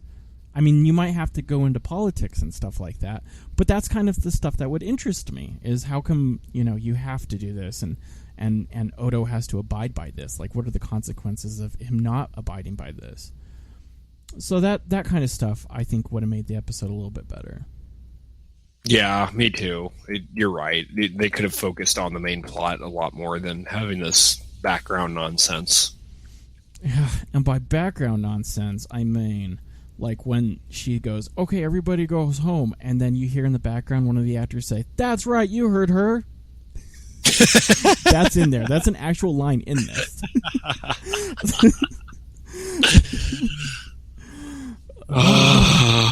Yeah, the mob is not good either. It's funny, like, just as a kind of a side note and tangent here, it's funny to watch Star Trek on a TV level and then watch it on a film level, and I think the best reference that you have to that, as far as one compared to the other, is Star Trek Generations, and Netflix just put Generations back on to streaming. So I watched Generations the other day because I haven't seen it in quite a while, actually. And it's funny how on a movie, like on a movie, a full film, how many people they're actually able to put on there. So the Enterprise D bridge is even a little bit bigger. There's way more people on there than there ever was in the TV show. He goes to 10 Forward, and 10 Forward's like completely packed. It looks like an actual bar in there. It's amazing. The amount, and I know the budgets are incredibly different, and filming schedule is incredibly different and everything like that. So films have the luxury to do stuff like that. But it's funny watching this episode with this little tiny mob. It's just like, well, if this was actually full-on film quality and there was a mob, you'd probably have like half of the promenade or that entire set piece of the promenade filled with people, and you wouldn't hear stuff like, "He's a murderer," things like weird little things like that. He did it. But I think Generations is the best example of that, just because you get those set pieces that you're used to from the TV show, and then you actually get them in a film as well, and that's the only time, because obviously the original series couldn't do that, and then Next Generation after that episode, or after Generations, goes to completely different sets as well. Yeah, I'd wonder too if DS9 presented in a movie would be as dark as the Enterprise. The lighting in that show is so weird. Yeah, it's crazy. It is crazy how dark everything is in Enterprise compared to the show. We're in a movie now. Make it dark. Yeah. Movies. I can't even imagine Voyager in a movie. That would be ridiculous. Like Neelix on the big screen. I don't need to see that. It'd be interesting if all the series had their own movies, at least one each. That'd be crazy. Yeah, that would be. Although I would like to see the original Enterprise done up like as a movie with that production quality. That would be sweet. Yeah, I don't know why J.J. Abrams didn't just remake the bridge. Hint, hint. I know, right? Maybe they'll do I would it. have loved that. Justin Lin might do it because the Enterprise looks like it explodes. So yeah, that's true. Let's rebuild it. Oh, but can you imagine them? Oh no, can you imagine the end of Star Trek Beyond having an NCC 1701A? Oh no, think about that. No, I don't like it. I don't like it either. It's not okay. I should have just. I'm just gonna stick to fan-made films. I need to shut up. Well, I think I've said everything I need to say about this episode. Where would you rank it as? I'll give it 1 bucket, 1 pail. I will give it one bad actor in the background. Yeah, oh man, I don't know what is wrong with DS9, where it's just like, God, why is every episode so boring? Even when I was younger and was a lot more into DS9, I still didn't like the first season of DS9. DS9 really took its time trying to get going. They took a little while, but as I'm saying that, I was watching episodes from season 6 and 7 today from Deep Space Nine, and I wasn't too happy with them either this morning. So my opinion on Deep Space Nine has changed a little bit, but to be honest, they are a lot better than this episode, the ones I watched today. Yeah, well, that's they do find their footing and they get into it. So that show does get a lot better. I think Next Generation's the same. Next Generation takes a while before it feels like they know what they're doing. Oh yeah, I mean that first season of. Yeah, I don't know why the original series didn't have that problem. The original series was just awesome from the beginning. Yeah, I mean, it's the writers, like we were talking about. Yeah. Where we were talking about the man who passed away last week. It was, I mean, writers matter a lot. Hint, hint, Star Trek continues. But, yeah, all right. Yeah, I think I've said enough about this show, and everybody knows how I feel about it too. There's not enough carpeting in it. Is how I feel. No carpets. We haven't talked about carpets in a while, but no carpets. Yeah, that we have not. All right, let's move on. Will you require any assistance here? This time we'll handle things without your help. Well, earlier today I was actually on Twitter messing around, and I was looking at the Star Trek page, and they were promoting a new series of, well, not a new series, but a continuation of some of the new comic books. And I don't want to talk about that per se, but I do want to talk about comic books themselves, Star Trek comic books. So have you read any of the Star Trek comic books? I mean, we talked about novels an hour ago, but did you ever do any of the comic books, or do you now do any of the comic books for Star Trek? Yes. In fact, I have that disc that came out, about 5 years ago that has every comic up to that point. And so I've read quite a bit, and a lot of those are from, DC, but some of those are from like Dark Horse and then other like companies that went defunct like in the 1980s. But yes, I love comic books. Yeah, and I mean, I'm sure it's just like everything else. There's good and there's bad, and I think just based off of that, you told me that you've, from what you just said, I think you've read more of the comics than I have.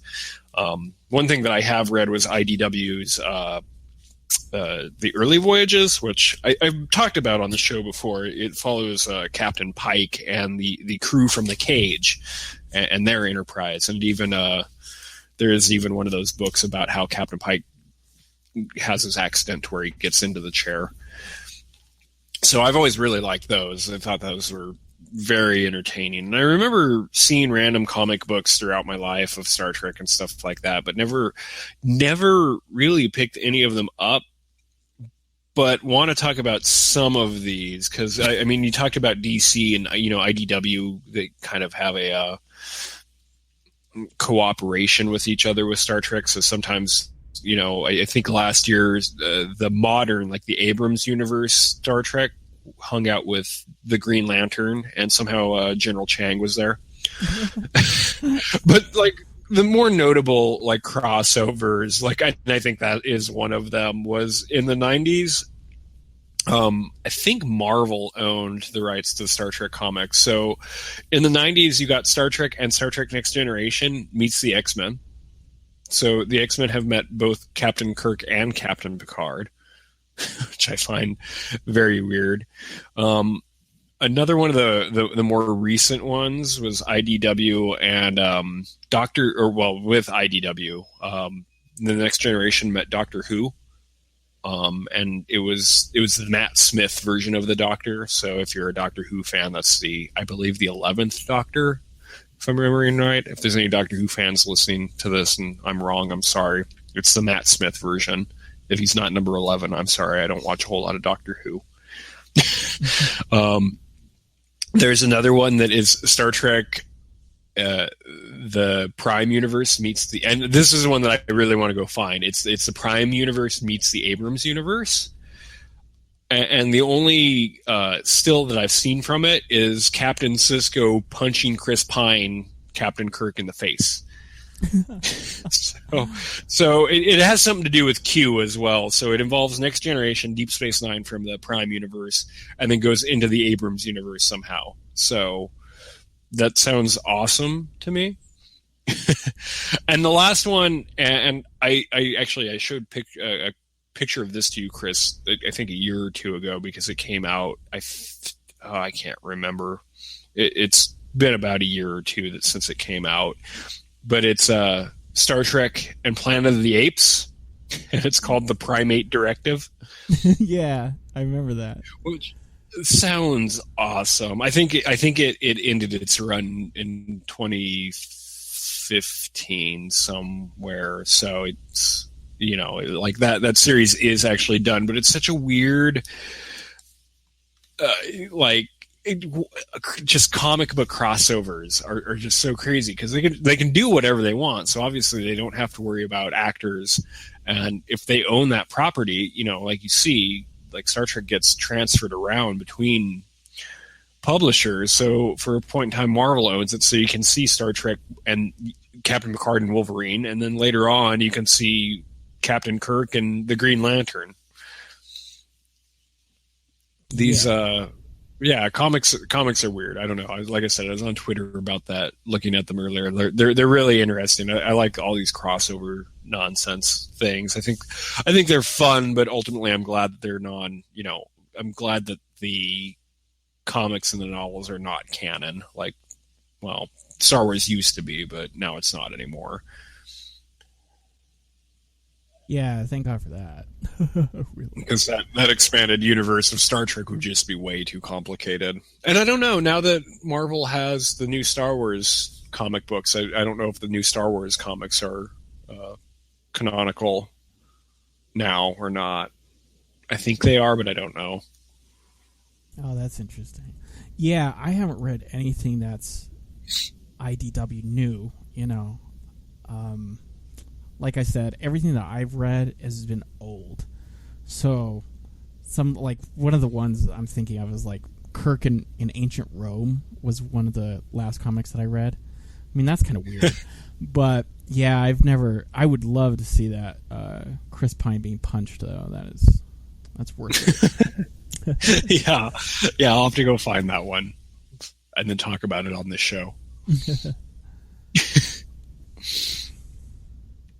So that's all. I just wanted to talk about comic book crossover nonsense, because I think being on Twitter today, that reminded me of it, because they were, like I said, I think what's out now in Star Trek comic world is the Starfleet Academy comics, which take place in the Abrams universe.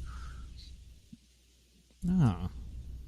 And there's also a really, since we're talking about comics, I'll bring this up to you real quick. There's a really good comic, and I don't remember who wrote it, but it's it ties the line between Prime Universe and Abrams Universe. So it actually tells Captain Spock's story, where he's trying to help the Romulans, and then gets flung back in time to actually connect those dots more so than the movie did. Oh, that's interesting. Yeah. I remember the Captain Kirk in not Captain Kirk, Nero at the prison, the Klingon prison camp, Rurapente. That was cut from the movie, but that is still in the comics. Oh yeah. So nice. That's my thoughts about the comics. Good. Well, I only have I have 3 exact things to talk about in regards to Star Trek Online, which is happy birthday Aaron Eisenberg, who played oh god, I forgot his name now. Is Nog? No, not Nog. Yeah, Nog. Oh. Yes, Nog. Yeah, and Nog's younger. That's right. Nog is younger. He's the guy that is a hoodlum with Jake in this episode that we talked about today. But anyway, so because it's his birthday, Cryptic is having a promotion now. If you go onto their Twitter and you like and retweet their tweet about it being his birthday, you get to win.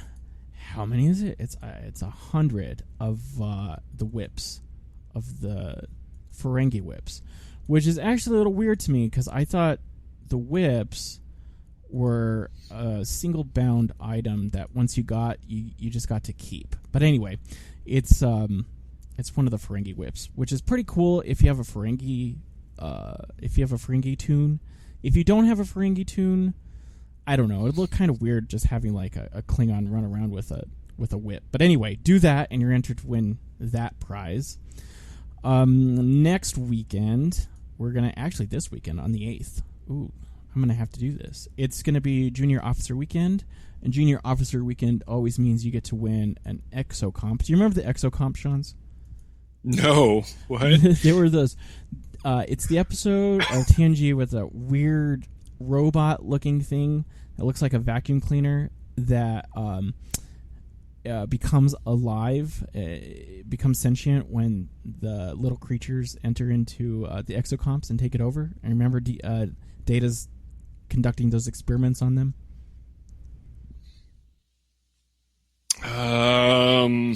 Vaguely. That all sounds really familiar, and I'm looking at... Oh, yes, I know exactly what you're talking about. Yeah, that weird thing. Well, you get to participate in the Junior Officer Weekend. This happens once a year, and the prize for... You have to... It's actually ridiculous. It's hard work, but it pays off. Because you have to scan these particles, and you have to do those for so many days. And it'll show up in special projects in your reps as a special reputation event project. But when you get the Exocomp, which is a really, really good DOF, duty officer, it will give you a bonus to your ship based off of whatever type of battery you use. So if I don't remember what it is for auxiliary, for engine, it boost engine so much more. Look at this, I'm doing this off the top of my head. For the weapons batteries, it boosts your damage, and for shields, I think it lengthens the duration, or maybe the recharge rate on your shields. So I mean, it's really good DOF to use. It's not. You won't find it on any DPS, high DPS builds, because unfortunately there's a little bit better batteries out there than to use the basic batteries, which are improved through that. You can use you can use what I use. Let me get into Star Trek Online real quick, because I use the battery energy amplifier, which is plus 20% all energy damage, which is a lot better than the other regular weapons battery. So that for me makes that Exocomp kind of pointless to have to try to get through so much work. But anyway, do that, everybody. And then also one last little bit that I wanted to mention is, hey, good job for Cryptic for correcting a wrong. So last weekend we had a ship sale where all ships were 25% off. And it was a little upsetting to find out that the Hesia was not 25% off. Well, Cryptic rectified that wrong, and so this week you can actually go into the promotions of the Z store and pick up a Hestia for the 25% off, which is a really, really good ship. Yeah, I figured it was a mistake when you have every single ship there 25% off, and you have one. They didn't write the code right, I guess. But anyway, that's about all I have for that. When are you going to play Star Trek Online, Sean? I'm dying here. I'm dying. I don't know. What happens when you even start? What's the first thing? I so don't understand this game. We were off the air a minute ago, but I don't play any MMOs. I've never played an MMO, so I don't really understand what happens as soon as you log in and start playing. Well, it depends on your race. If you're a Romulan, you start out really trying to help rebuild the Romulan Republic. Romulus is destroyed in this timeline. It follows kind of a weird timeline because it kind of combines the timeline, J.J. Abrams verse and Prime verse. But anyway, so if you're a Romulan, your missions are pretty centered around trying to rebuild New Romulus, which sounds pretty boring, but it's actually pretty fun. And anybody out there wanting to get into the game, like Shaun, should play a Romulan anyway because you get to have a 3% crit chance added to your traits. So that's exciting anyway.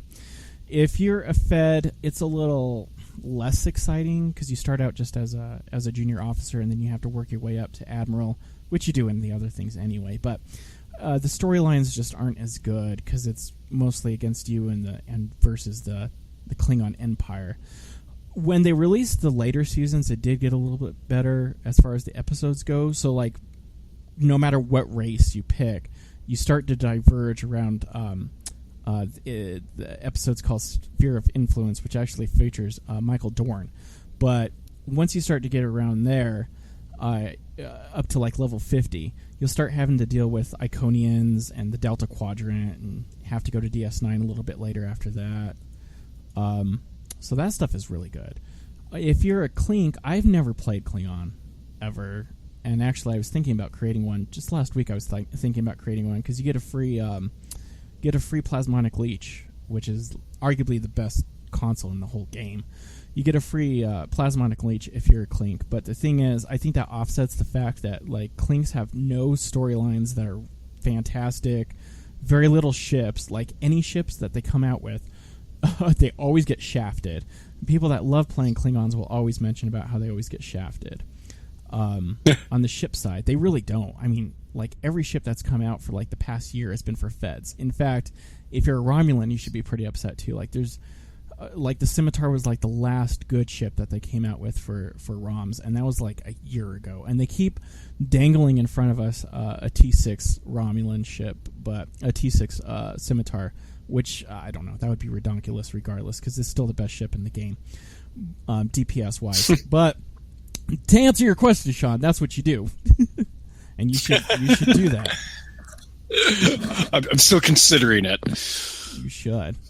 Then you'll just go on forever about it like I do. It's really fun. Yeah. I don't get to talk about it with anybody. That's why. Yeah, I don't know. Maybe I will. I don't know. We'll someday. I'm going to create a tune for you.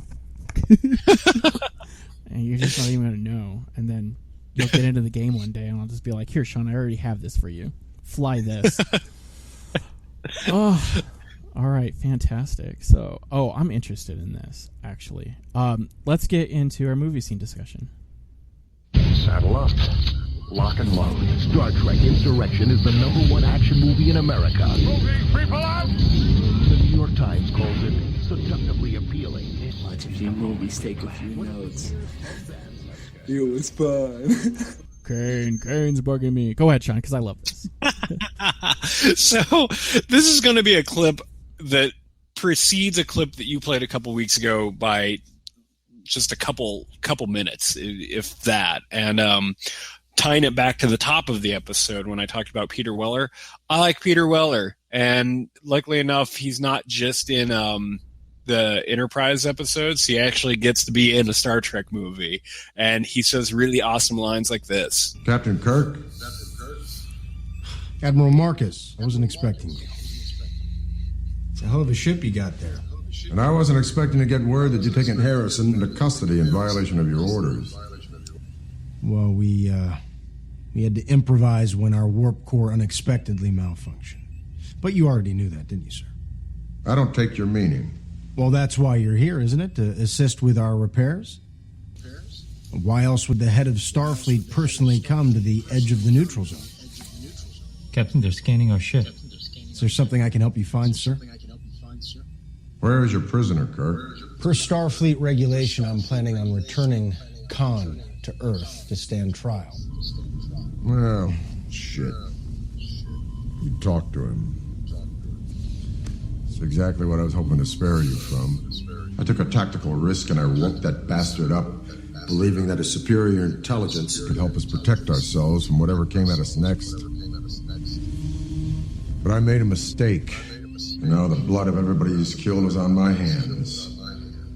So I'm asking you, give him to me so that I can end what I started. And what exactly would you like me to do with the rest of his crew, sir? Fire them at the Klingons, end 72 lives?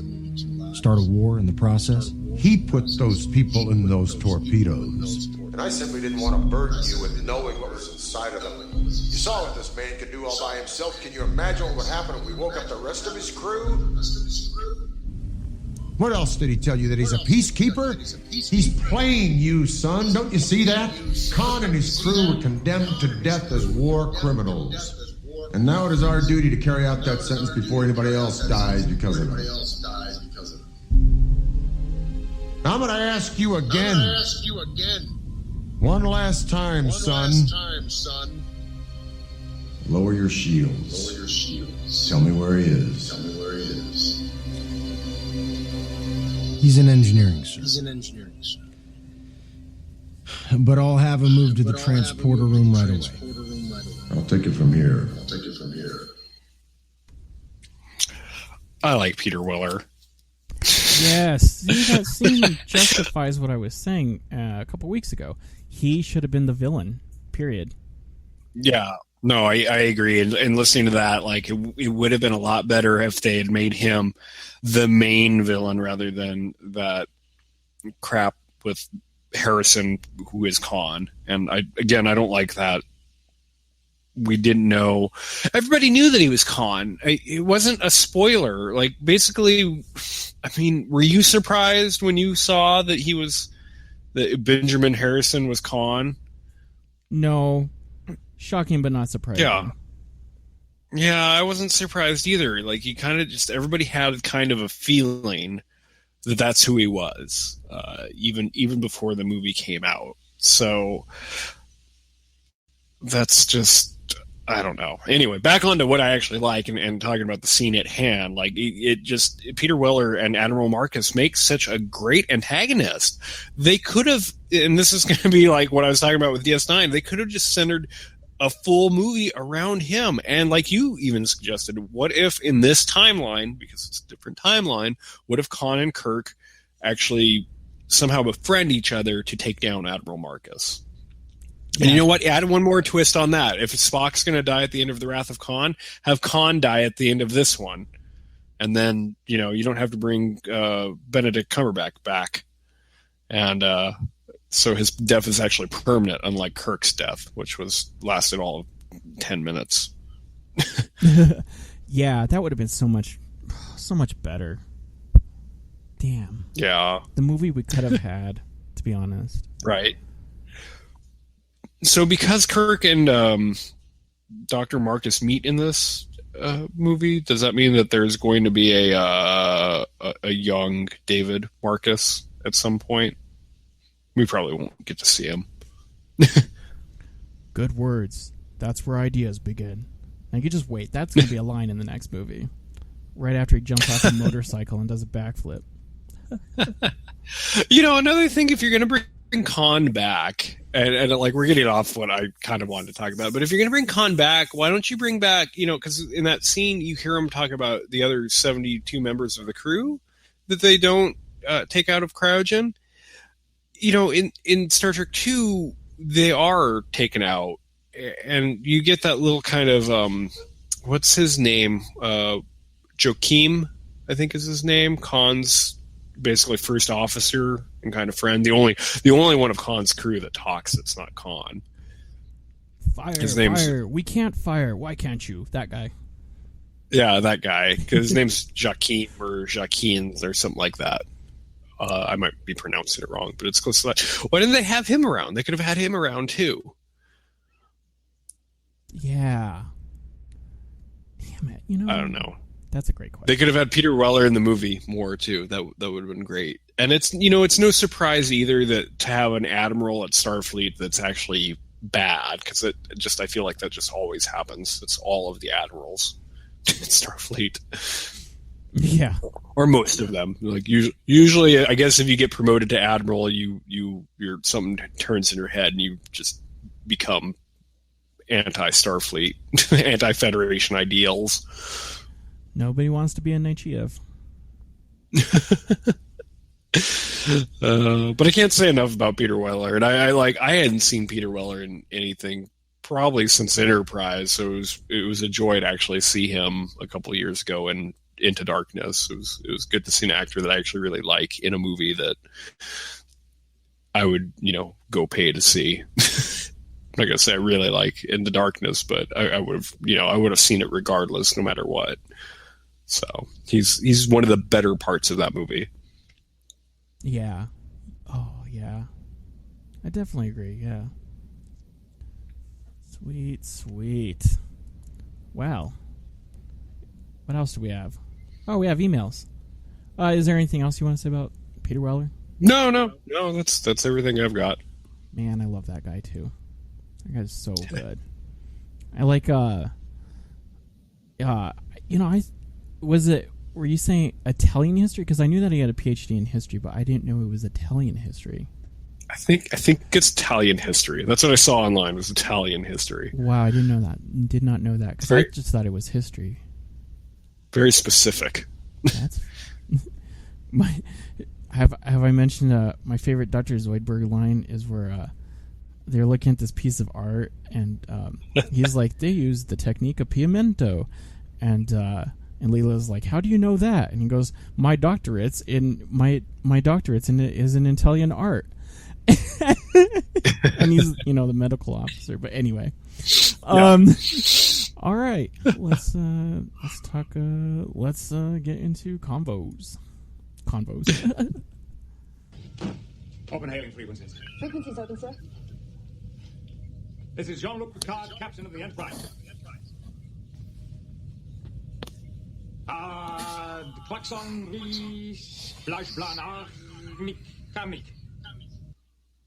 All right, everyone listening out there, you can get our podcast off iTunes or SoundCloud. You can also email us at thetrekbrothers@gmail.com, and we're also at thetrekbrothers.wordpress.com. Where can you find us on Twitter, Sean? On Twitter, you can find both of us at the same time at The Trek Brothers. You can find Chris at Lethargic Nerd. You can find myself at Sean Makita, all of that on Twitter. As well as SoundCloud and iTunes. You can get all of our episodes. This will be the 9th episode. So this one plus all the other 8 will be on YouTube at one time, so you can get them from there as well. I'm going to take us out now.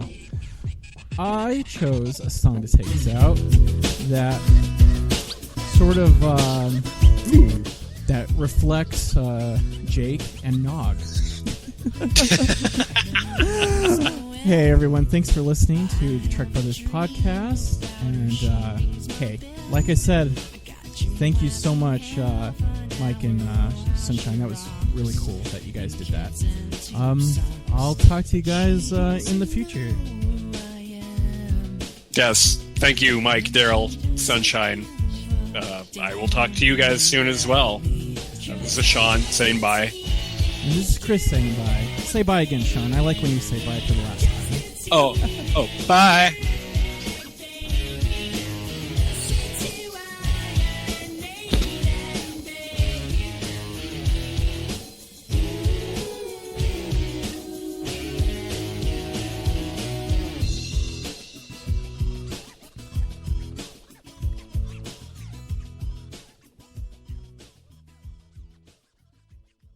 Sounds pretty unique. Sounds pretty good. Sounds pretty good. Well, that's what we're doing because it's out there now. This is on the YouTube. All right.